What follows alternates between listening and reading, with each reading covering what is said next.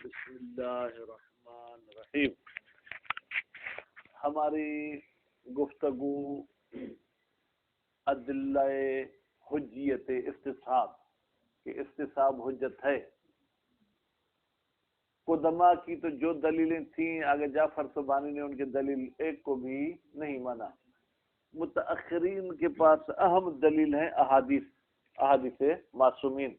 ٹھیک ہے، ان میں سے کل جو حدیث ہم نے پڑھی اس کا بظاہر تو تعلق وضو کے ساتھ تھا، لیکن کہتے ہیں اس میں قانون کلی بتایا گیا. کون سا؟ لا تنقض الیقین بشک، تم اپنے یقین کو شک کے ذریعے ختم نہیں کرو.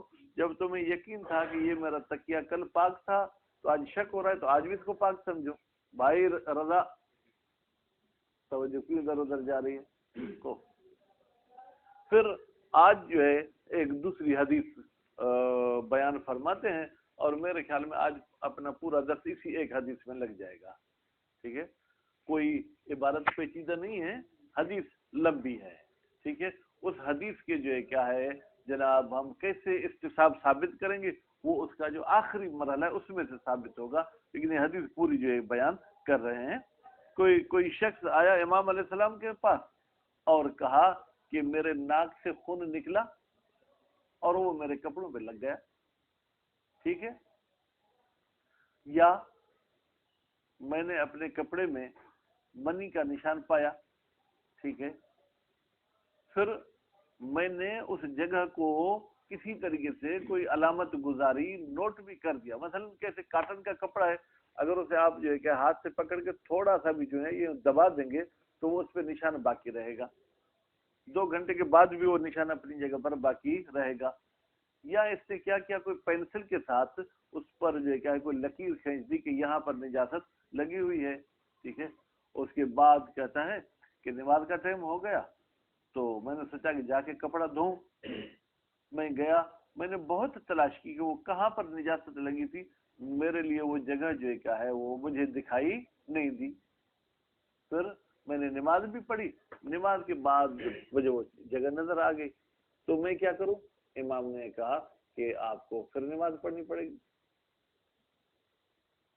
ٹھیک ہے، آپ کو پھر نماز پڑھنی پڑے گی. تو اب اس نے تو پوری تلاش کی. ٹھیک ہے، اس کو وہ نجاست نہیں ملی، لیکن امام کہتے ہیں پھر بھی نماز پڑھو گے. کیوں؟ اس لیے کہ آپ کو یقین تھا نجاست ثوب کا کہ میرا کپڑا نجس ہے. جب آپ نے ڈھونڈا اس نجاست کو تو آپ کو وہ نجاست نہیں ملی، تو پھر بھی آپ کو طہارت کا یقین تو نہیں ہے. آپ کو شک ہوا کہ شاید میرے کپڑے پاک ہیں، جبکہ نجاست کا کیا تھا؟ یقین تھا. تو آپ اس یقین کی بنیاد پر نجس کپڑے کے ساتھ نماز نہیں پڑھ سکتے ہیں، اگرچہ آپ نے نماز پڑھنے سے پہلے اپنے کپڑے کی جانچ پڑتال بھی کی ہو. پھر بھی جو کیا ہے لا تنقض الیقین بشک، آپ اپنے یقین کو شک کے ذریعے نہیں توڑو. یقین تھا نجاست کا، شک ہے طہارت کا، تو آپ اسی نجاست پر جو کیا ہے وہ اپنے آپ کو باقی رکھو. بات واضح ہوگی؟ بس استصحاب یہی ہے نا، ابقاء ما کان کما کان. بس اس حدیث کے اس ٹکڑے نے بھی گویا کہ استصحاب پہ دلالت کرتی. پھر کوئی دوسرا ٹکڑا ہے وہ بھی اس قسم کا. تیسرا یہ ہے کہ نماز پڑھنے سے پہلے ٹھیک ہے کوئی مجھے شک ہوا کہ شاید میرے کپڑے نجس ہیں. میں نے جانچ پڑتال کی تو مجھے کوئی نجاست نظر نہیں آئی. پھر کیا کیا؟ صلی تو میں نے نماز پڑھی، نماز کے بعد وہ مجھے نجاست نظر آ گئی. تو اس صورت میں امام علیہ السلام نے کہا کہ اس نماز کو دوبارہ پڑھنے کی ضرورت نہیں ہے، البتہ آئندہ کی نماز کے لیے کپڑے کو پاک کرو. جبکہ پہلی صورت میں امام نے کہا کہ نماز کو بھی دوبارہ پڑھو. تو بھائی پہلی صورت میں بھی اس نے اپنے کپڑوں کی جانچ پڑتال کی تھی، نجاست نظر نہیں آئی. اور یہ جو آخری ابھی میں نے آپ کو بتائی کہ شک ہوا تھا نجاست کا، پھر بھی اس نے کپڑوں کی جانچ پڑتال کی، اس کو نجاست نظر نہیں آئی. دونوں صورتوں میں جانچ پڑتال ہے، دونوں صورتوں میں نجاست پہ نظر نہیں پڑی. تو پہلی صورت میں امام کہتے ہیں نماز دوبارہ پڑھو، اس میں امام کہتے ہیں یہ نماز ٹھیک ہے، باقی دوسری نمازوں کے لیے کپڑا پاک کرو. کیا مطلب؟ پہلے اس کا مطلب یہ ہے کہ یہ جو آخری صورت ہے اس میں اس کو شک ہوا تھا نجاست کا، یقین کس کا تھا؟ طہارت کا. ٹھیک ہے، تو اس نے اس یقین بطہارت کے حوالے سے نماز پڑھی تو شک کی کوئی پرواہ نہیں ہوگی، وہ نماز صحیح ہے. اب جب نجاست کو دیکھ لیا تو اب طہارت والا یقین اب وہ ٹوٹ جائے گا نجاست میں. کیوں؟ بل انقذ ہو بے یقین آخر، یقین کو یقین کے ذریعے آپ توڑ سکتے ہو تو آپ اس کو توڑ دو. بات واضح ہو گئی. تو یہ ایک حدیث آج کے درس کی. دوسری حدیث کو بھی میں دیکھوں کہ وہ بھی پڑھ سکیں گے یا نہیں پڑھ سکیں گے. ہاں وہ بھی میرے خیال میں پڑھ لیں گے. وہ کیا ہے جناب؟ حدیث ہے 400 والی حدیث. یہ 400 والی حدیث کیا ہے؟ حقیقت میں اگر ہم جتنا ٹائم صرف نحو کو دیتے ہیں نا، قرآن حدیث کو دیں تو ہم بہت کچھ سمجھ سکتے ہیں، لیکن کیا کریں وہ قرآن اور حدیث بھی صرف نحو کے بغیر سمجھ میں نہیں آتا. تو اب ہمیں نہ صرف نحو سمجھ میں آتا ہے نہ قرآن حدیث. 400 کوئی حدیث ہے جس میں 400 باتیں ہمارے مولا امیر نے بتائی ہیں. 400 ایک حدیث میں 400 باتیں. اس میں برل یہ ہے من کان علی یقین، وہ بندہ جس کو کوئی یقین تھا، ثم شک، پھر اس کو شک ہوا اسی چیز کے بارے میں، تو امام فرماتے ہیں فلیمز علی یقین، اس شک کو اپنے یقین پر باقی رہنا چاہیے. فإن الشک لا ينقض الیقین، بے تحقیق شک یقین کو نہیں توڑتا. بات واضح ہوگی بھائی میرے خوب. بس کہتے ہیں اس حدیث میں بھی یہی ہے کہ اگر آپ کو کسی بھی حالت کا یقین ہے تو آپ شک کے ذریعے سے نہیں توڑ سکتے. اگر جعفر سبحانی حفظ اللہ تعالی یہ فرماتے ہیں کہ یہ جو آخری حدیث ہے 400 والی، یہ قاعدہ استصحاب کی بھی دلیل ہو سکتی ہے اور قاعدہ یقین کی بھی دلیل ہو سکتی ہے. قاعدہ یقین کا کیا مطلب؟ آپ نے جمعے کے دن زید کو عادل سمجھ کر نماز پڑھی تھی، اب ہفتے کے دن بھی آپ سمجھ رہے ہیں کہ کل وہ یہ کیا تھا، عادل تھا یا عادل نہیں. ایسا نہیں کہ کل والا یقین پکا عدالت والا ہے، آج ہفتے کے دن عدالت میں شک نہیں، شک بھی وہی جمعے والے دن کے حوالے سے. تو بھی امام کی یہ حدیث اس پر بھی فٹ آتی ہے. من کان علی یقین، جو بندہ کسی یقین پر تھا، ثم شک، پھر شک ہوا، اسی دن کے یقین میں شک ہو یا بعد والے میں کوئی شک ہو، فلیمض علی یقین ہی، اس کو اپنے یقین پر باقی رہنا چاہیے. مصنف صاحب سے پوچھتے ہیں کہ پھر اس حدیث کو ہم قاعدہ یقین پر فٹ کریں یا اصل استصحاب پر. کہتے ہیں کہ جو قاعدہ یقین کے بارے میں ہم نے تھوڑی بہت پیچھے بات بتائی، تو قاعدہ یقین پر فٹ نہ کریں، کیونکہ قاعدہ یقین کو ہم حجت نہیں مانتے ہیں، بلکہ اس حدیث کو آپ استصحاب کے لیے دلیل مانیں. بات سمجھ میں آئی؟ اب عبارت پڑھتے ہیں. خدا کرے کہ امتحان میں آپ کی اور ہماری عزت بچ جائے اور دین و دنیا میں بھی آپ کا فائدہ ہو. صحیحۃ زرارۃ الثانیہ، زرارہ صاحب کی دوسری حدیث صحیحہ. ایک حدیث تو بیٹا کل آپ پڑھیں، دوسری حدیث روى شیخ فی تہذیب، مشاہد صاحب روایت کی ہے شیخ توسی نے کتاب تہذیب میں. بیٹا ہمارے شیعوں کی جو 4 کتابیں ہیں نا، ٹھیک، ان میں سے ایک تہذیب بھی ہے. 4 کتابوں کے نام سکندر صاحب کو ذہن میں نہیں ہوں گے. تہذیب، استبصار، کافی اور من لا یحذرہ الفقیہ. ٹھیک ہے، یہ 4 کتابیں.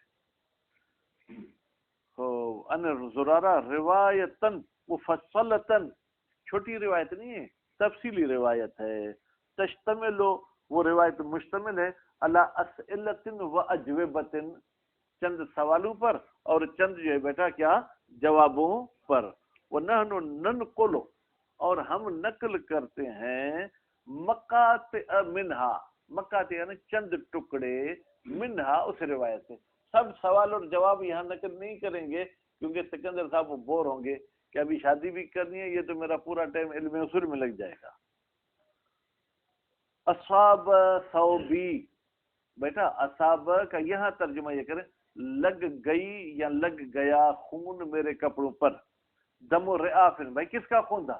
ناک کا خون تھا، او غیر ہی، یا ناک کے علاوہ کوئی اور خون تھا. کبھی بازو سے خون نکلتا ہے، کبھی سر سے خون نکلتا ہے. او شیء من منیجن، یا منی میں سے کوئی ٹکڑا یا کوئی ذرہ لگ گیا. آپ کہیں گے ذرے کا ترجمہ کہاں سے کریں گے؟ من منیجن، شے لگی بھائی، شے یار کچھ، منی لگی. فعلمت اثرہ، علم تو میں نے نشانی لگا لی اس نجاست والے اثر کی، الا ان اصیب له الماء، کیوں بھائی آپ نے نشانی لگائی؟ تاکہ میں اس پر جا کے پانی ڈالوں یا پانی کے ساتھ دھوؤں.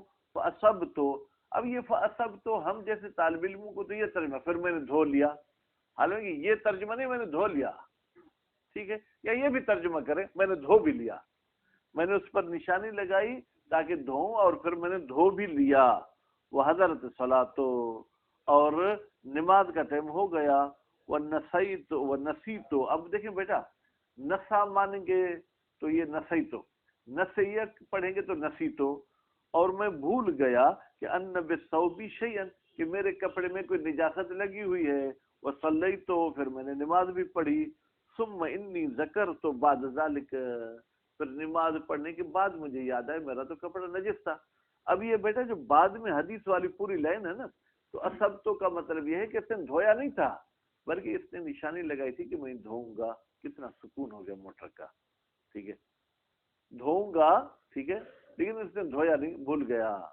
قال تو امام نے پتہ ہے کیا فرمایا، تعید الصلاۃ تو نماز کو دوبارہ پڑھے گا، وتغسلہ اور کپڑے کو دھوئے گا۔ واو ترتیب پہ دلالت نہیں کرتی کہ آپ اعتراض کرو، یعنی نماز پہلے پڑھے گا بعد میں کپڑا دھوئے گا۔ واو کہتے دونوں کام کرنے ہیں، پہلے کون سا بعد میں کون سا، یہ واو اس پر دلالت نہیں کرتی، اس پہ آپ کا دماغ استعمال کرنا ہوگا۔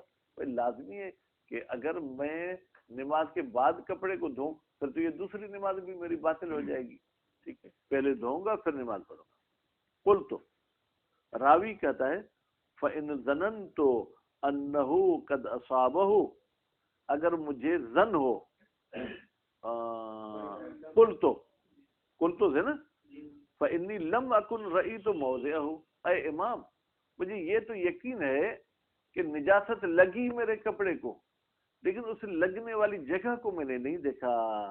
وَعَلِمْتُ اور مجھے یقین، علمتو کا مطلب تھا نشانی لگا لی، علمتو یعنی مجھے یقین ہو گیا، ان الدم قد اصاب ثوبی خون میرے کپڑے کو لگا ہے، فطلبته پھر میں نے ڈھونڈا کہ خون کہاں لگا ہے، فلم اقدر علیہ پھر مجھے یہ طاقت نہیں ہوئی، ٹھیک ہے، کہ کہاں پر ہے وہ خون والی جگہ، فلما صلیت وجدته پھر جب میں نے نماز پڑھ لی، وجدته میں نے وہ خون بھی پا لیا کہ یہاں پر یہ خون لگا تھا۔ قال امام علیہ السلام نے فرمایا تغسلہ وتعیدہ، اب یہاں پر پھر امام نے عبارت کی ترتیب میرا تو بدل کر دیا، پہلے تغسلہ کا لفظ کہا بعد میں تعیدہ، تو دھوئے گا کپڑے کو اور نماز پھر پڑھے گا۔ قل تو پھر تیسرا سوال، فَإِنْ ظَنَنْتُ أَنَّ الدَّمَّ قَدْ أَصَابَ ثَوْبِي میں نے ظن کیا، یقین نہیں کیا، ظن بے معنی یہاں پر شک ہے، شک کیا کہ شاید میرے کپڑے کو نجاست لگ گئی ہے، وَلَمْ أَتَيَقَّنْ ذَلِكَ لیکن مجھے یقین نہیں ہوا ذالک نجاست لگنے کا، فَنَظَرْتُ پھر میں نے کپڑے کو دیکھا، جانچ پڑتال کی، فَلَمْ أَرَ شَيْئًا پھر مجھے کوئی چیز دیکھنے میں بیٹا نہیں آئی، تو اب کیا ہونا چاہیے؟ تو امام علیہ السلام فرماتے ثم صلیت یہ براوی کہتے ہیں پھر میں نے نماز بھی پڑھی، فرأیت فیہ نماز پڑھنے کے بعد میں نے دیکھا کہ کپڑوں میں نجاست لگی ہوئی ہے۔ قال امام نے فرمایا تغسلہ کپڑے کو تم دھو گے، ولا تعید الصلاۃ نماز کا اعادہ نہیں کرو۔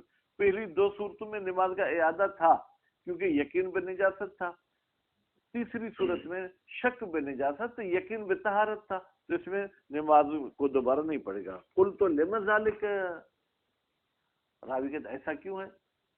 بھائی تینوں صورتیں بظاہر تو ایک جیسی ہے نا، کہ نماز کے بعد نجاست دیکھنے میں، پہلی دو صورت میں بھی نماز کے بعد، تیسری صورت میں بھی مشاہد نماز کے بعد، لما ذالک ایسا کیوں ہے؟ امام علیہ السلام نے فرمایا لأنک کنت علی یقینا من طہارتک اس تیسری صورت میں تمہیں یقین تھا کہ تمہاری طہارت ہے، ثم شککت پھر تمہیں شک ہوا، فلیس ینبغی یہ بہتر نہیں ہے لک تیرے لیے ان تنقض الیقین بشک کہ تو توڑے اپنے یقین کو شک کے ذریعے ابدا کبھی بھی، ٹھیک ہے۔ وجہ الاستدلال بھائی استدلال کا طریقہ کیسے آپ نے اس روایت سے استصحاب کی حجیت کو ثابت کیا؟ یرکز راوی پھر سوال ہے ثالث، یرکزو پیش کرتا ہے راوی اپنے تیسرے سوال میں علی انہ ظن قبل الدخول فی الصلاۃ کہ اس نے ظن کیا تھا بے معنی شک، شک کیا تھا نماز سے پہلے باصابت الدم بثوبہ کہ کوئی خون لگا ہوا ہے اس کے کپڑے کو، ولکن لم یتیقن ذلک لیکن اس خون لگنے کا اسے یقین نہیں تھا. فنظر، پھر اس نے کپڑے پہ نظر بھی پھرائی. فلم یر شیئا، پھر اسے کچھ دیکھنے میں نہیں آیا. فصلی، پھر اس نے نماز بھی پڑھ لی. فلما فرغ عن الصلاۃ، جب یہ نماز سے فارغ ہو گیا تو رأى الدم، اس نے دیکھ لیا خون کو. کون سا خون؟ الذی ظن به قبل الصلاۃ، وہ خون کہ جس کا اس کو شک ہوا تھا نماز سے پہلے. فاجاب الامام، تو امام علیہ السلام نے جواب دیا بانہ، بتحقیق یہ شخص یغسل ثوبہ، یہ دھوئے گا اپنا کپڑا، للصلوات الاخرى، دوسری نمازوں کے لیے. ولکن لا یعید ما صلی، لیکن یہ اس نماز کو دوبارہ نہیں پڑھے گا جو پڑھ چکا ہے. فسأل راوی عن سببی، راوی نے اس کا سبب پوچھا. کس کا؟ کہ نماز کا اعادہ کیوں نہیں ہوگا. ما انہ صلی فی الثوب نجس، جبکہ اس نے نجس کپڑوں میں نماز پڑھی ہے. کسورتین اولین، جیسے پہلی دو صورتوں میں بھی نجس کپڑے میں نماز پڑھی تھی. فاجاب الامام علیہ السلام بوجود الفرق، امام علیہ السلام نے جواب دیا کہ تینوں مورد میں فرق ہے. کیا؟ وہ علم سابق بنجاست ثوب فی الصورتین، پہلی دو صورتوں میں اس کو یقین تھا کہ میرا کپڑا نجس ہے. فدخل فی الصلاۃ، تو یہ نماز میں داخل ہو گیا.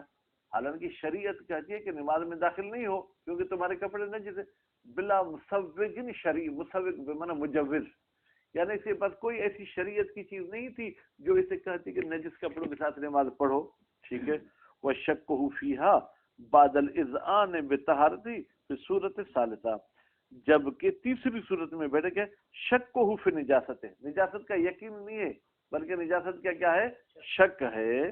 بعد الاذعان بطہارت، اذعان بے معنی یقین، جبکہ اس کو پہلے یقین تھا کہ میرے کپڑے کیا ہیں؟ پاک ہیں. تیسری صورت میں فدخل فی الصلاۃ، تو یہ شخص نماز میں داخل ہوا بمجوز شرعی، ایک شرعی دلیل کی بنیاد پر. شرعی دلیل کیا تھا؟ کہ تمہارے کپڑے یقیناً پاک ہیں. ٹھیک. وہ عدم نقض الیقین بالطہارت، وہ یہ ہے کہ اس کو یقین. وعلیکم السلام سائیں. ہلو ٹھیک ہے. ترسو تھا وری حل دونوں یاد کر. ٹھیک. الہی وہ عدم النقض الیقین بالطہارت ہے. اور اس کو جو بیٹا طہارت کا یقین تھا وہ ٹوٹا تو نہیں تھا نا شک کے ذریعے، بے شک کے پھر نجاست. ومنہ یعلم، اس استدلال کے ذریعے معلوم ہوتا ہے ان ظرف الاستصحاب، بھائی استصحاب اس نے کب کیا تھا؟ نماز کے بعد طہارت کا یا نماز سے پہلے؟ تیسری صورت میں نماز سے پہلے. نماز کے بعد تو یقین ہو گیا کہ یہ میرا کپڑا نجس ہے. قبیل الصلاۃ، یعنی نماز سے پہلے اس نے استصحاب کیا تھا کس کا؟ کپڑے کے پاک ہونے کا. ٹھیک ہے. قبیل دخول فیہا کی مل جائے گی صلاۃ کی طرف. ثم ان للاستصحاب دورا فقط فی احراز الصغرا. بھائی میرے یہ بتاؤ کہ استصحاب کیا کرتا ہے؟ وہ صرف صغرا کو بتاتا ہے یا وہ حکم بھی بتا دیتے ہیں؟ کہتے ہیں استصحاب صرف اور صرف صغرا کو ثابت کرتا ہے کہ یہ چیز ایسے ہے، باقی اس پہ پھر نتیجہ آپ خود جا کے فٹ کریں. دورن یعنی حیثیت اس کی ایک قسم میں بیٹا تو احراز صغرا کے ثابت کرنے میں. نہیں طہارت سب. استصحاب صرف یہ کہے گا کہ یہ کپڑا پاک ہے. اب یترتب علیہ، اس استصحاب پر فٹ ہوگا شارع کا حکم. وہ کیا تھا؟ بجواز الصلاۃ فیہ، کہ جائز ہے پاک کپڑے میں نماز پڑھنا. وہ من المعلوم، اور یہ بات بدیہی ہے جناب سکندر صاحب، جب استصحاب نے ثابت کیا تیسری صورت میں کہ یہ کپڑا پاک ہے، اب شارع نے حکم کیا کس کا؟ کہ تم اس میں نماز پڑھو. جب شارع کے حکم کے مطابق میں نے مشاہد نماز پڑھی تو پھر اس کا دوبارہ میں تکرار کیوں کروں؟ ایک مرتبہ میں نے شارع کا حکم مانا، اب اس کام کے لیے دوسری مرتبہ ان کا حکم ماننا ضروری نہیں ہے. واقعیاً کانا و ظاہریاً، چاہے شارع کا حکم واقعی ہو چاہے حکم ظاہری ہو. ٹھیک ہے. مسکتن لتکلیف، مسکتن بیٹا خبر ہے کس کی؟ ان کی. ان امتثال الامر مسکتن لتکلیف، جب آپ نے امر کی اطاعت کی تو آپ سے جو ہے کہ ساکت ہو جائے گی ذمہ داری. کما مر فی مبحث الاجزاء، جیسے یہ بات مبحث اجزاء میں جو ہے کہ وہ گزر چکی ہے. حدیث الاربع میں 400 والی حدیث. روا ابو بصیر و محمد ابن مسلم، روایت کی ہے جناب ابو بصیر نے اور جناب محمد ابن مسلم نے ان ابی عبداللہ، چھٹے امام سے. پھر چھٹے امام نے ان آبائی، اپنے آبا پانچویں امام سے، پانچویں امام نے چوتھے امام سے، چوتھے امام نے پھر جو ہے کیا ہے تیسرے امام سے، تیسرے نے دوسرے سے، یا تیسرے نے ڈائریکٹ پہلے سے، ٹھیک ہے.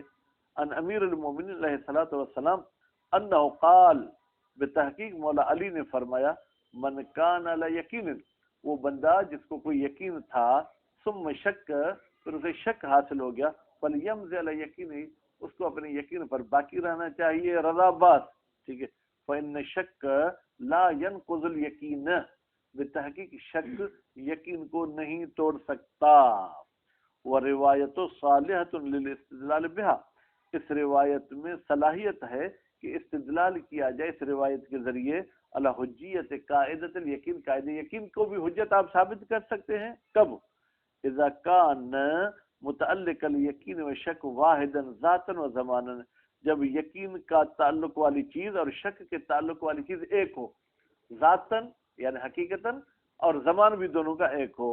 بین یکون مفادها، اس طریقے سے کہ ہم جناب جو ہے کیا اس روایت کا مفاد اور مطلب یوں لیں، من کان علی یقین، وہ بندہ جس کو یقین تھا کس کا، من عدالت زید یوم الجمعہ، کہ زید جمعے کے دن عادل تھا، ثم شک فی عدالت زید، پھر یہی شخص شک کرتا ہے زید کی عدالت میں، فی نفس ذالک الیوم، اسی جمعے والے دن آیا وہ عادل بھی تھا یا نہیں تھا. وہ بالتالی شک فی صحت الطلاق الذی طلق عنده، بھائی جمعے کے دن اس نے زید کے سامنے طلاق بھی دی تھی عادل سمجھ کر. اب مجھے ہفتے کے دن شک ہوا کہ آیا وہ جمعے پہ عادل تھا یا نہیں. اب اگر اس کی عدالت میں شک ہوا تو گویا کہ میری طلاق کے صحت میں بھی شک ہوا، کیونکہ طلاق اس وقت صحیح ہو سکتی ہے جب عادل کے سامنے آپ طلاق دیں، ٹھیک ہے. تو فرمانے فلیمض علی یقین ہے، تو یہ حدیث کہتی ہے آپ کو یقین تھا، ابھی بھی اس یقین پہ باقی رہو، یعنی اس طلاق کو صحیح مانو. کما ہی صالحۃ للاستدلال بها، جیسے کہ یہ روایت صلاحیت رکھتی ہے کہ استدلال کیا جائے اس روایت کے ذریعے علی حجیت الاستصحاب، استصحاب کی حجیت پر. البتہ پھر تھوڑا فرق ہوگا، استصحاب میں یقین اور شک کا زمانہ ایک نہیں ہے، یقین کا زمانہ پہلے ہے، شک کا زمانہ بعد میں.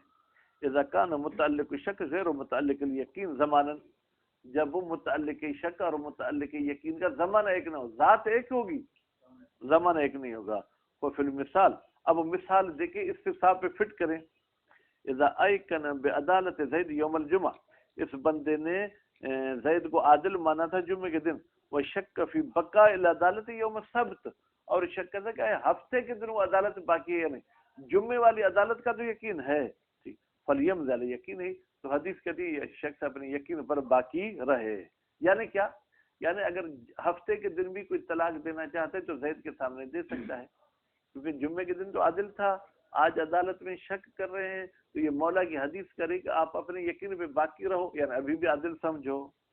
لیکن فی الاستصحاب، لیکن یہ روایت استصحاب میں اظہرو، یہ قاعدہ یقین سے زیادہ ظہور رکھتی ہے، یعنی قاعدہ یقین سے زیادہ یہ حدیث دلیل بن سکے گی کس کی؟ استصحاب کی. لوجہن، اس کی دو دلیل ہیں.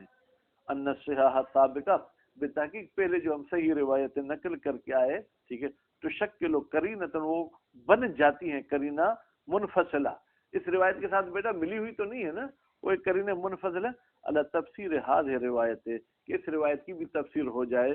فتہم ولو، تو نتیجے میں اس روایت کو بھی حمل کیا جائے گا الا ما، اسی مطلب پر، یعنی استصحاب پر، حملت علیہ روایت سابقہ، جن پر ہم نے گزشتہ روایت کو فٹ کیا. مشاہد، میں نے پہلی اور دوسری حدیث کو دلیل بنائے استصحاب کا، بس وہ کرینہ بنائی کہ تیسری حدیث کو بھی آپ دلیل بنائے استصحاب کا. ٹھیک ہے، ایک یہ سبب ہے کہ ہم اس کو استصحاب کا دلیل مانتے ہیں. دوسرا، ان تعلیل فی الحدیث، حدیث میں علت بیان کی گئی ہے، کس کی؟